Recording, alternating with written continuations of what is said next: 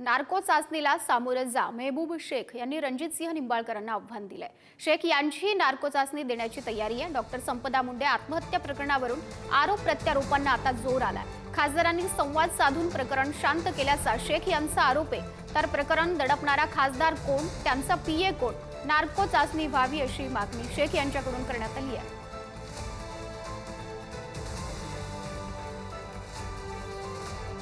मुंबईत आपण narco taste करू, लाईव्ह डिटेक्टिव्ह चाचणी करू आणि त्याच्यामध्ये तुम्हाला माझ्या हेतूवर शंका आहे ना।